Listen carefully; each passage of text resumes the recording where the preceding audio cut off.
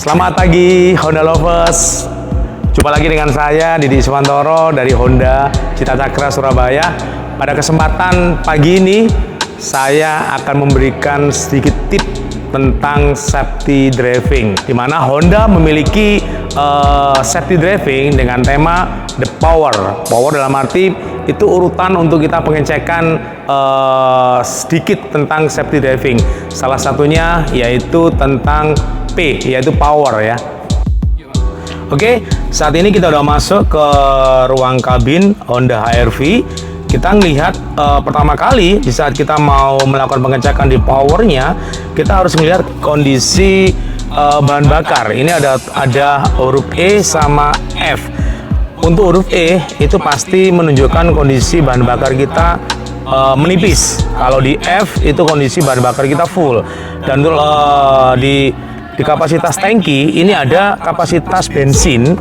Bensin tersebut menunjukkan bahwa sisa bahan bakar ini bisa menempuh jarak berapa kilometer lagi di saat kita mengendarai mobil ini. Oke, Honda Lovers, saat ini kita masuk di pengecekan tentang oil ya. Jadi sebelum kita mengendarai mobil, alangkah baiknya kita harus mengetahui kondisi oli yang ada dalam mobil kita, karena itu sangat penting sekali. Salah satunya kita ngelihat cek kapasitas di oli minyak rem, karena ini cukup membantu.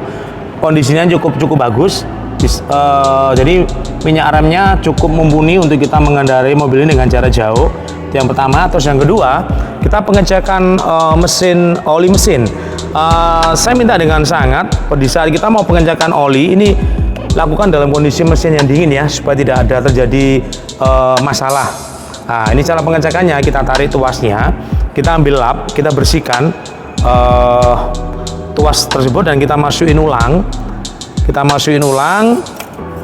Kita tarik, dan sini ada dua titik. Di saat oli ini sudah mendekati titik kedua, berarti kondisi oli ini bisa dikatakan sudah cukup bagus. Dan kedua, warna oli pun menunjukkan bahwa oli tersebut masih dalam kondisi yang cukup prima ya. Itu untuk tahap kedua, yaitu tentang oli. Untuk tahap yang ketiga yaitu tentang water, di mana water ini juga cukup penting, yaitu untuk pengecekan kita di radiator. Di mana radiator pun ini juga ada radiator cadangan yang sebelah sini. Di saat kita mengisi radiator cadangan yang dimana harus mewajibkan pakai air coolant, itu ada kapasitasnya, jangan terlalu full, karena itu juga memengaruhi nanti dalam kondisi perawatan pada mesin dari mobil Honda tersebut. Jadi di sini ada tangki cadangan. Terus yang kedua, jangan sekali-sekali membuka tutup radiator ini dalam kondisi mesin yang panas. Itu yang pertama. Terus yang kedua, kita kecek yaitu tentang kepenuhan tentang air wiper.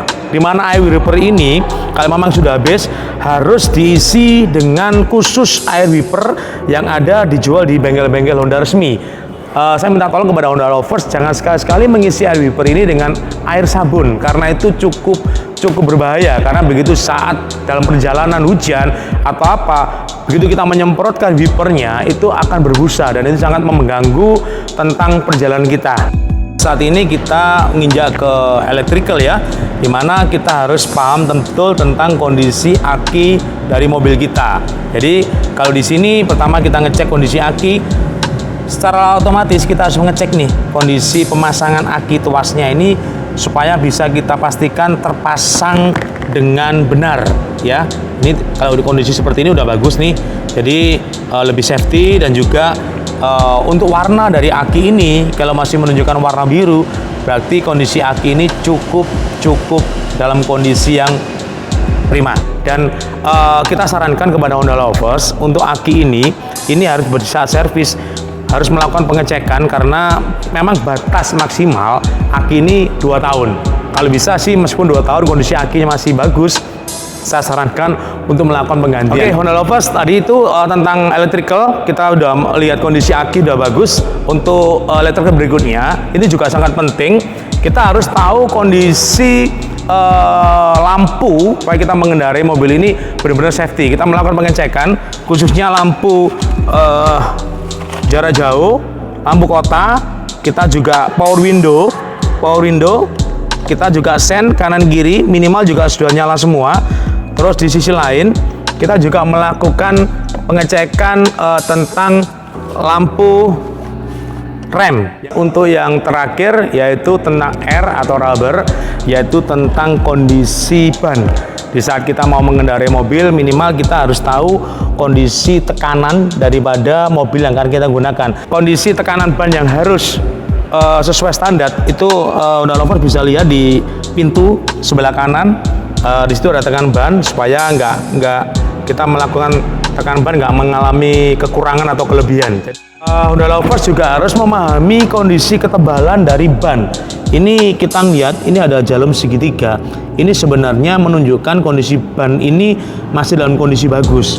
Tapi di saat kondisi atau segitiga ini sudah mulai habis, ya kita sarankan untuk Honda Lovers melakukan penggantian dari ban itu tersebut. Itulah sedikit tip dari kami Honda Cita Cakra Surabaya. Semoga perjalanan Honda Lovers jauh lebih baik, dan salam sehat dan salam Honda Lovers.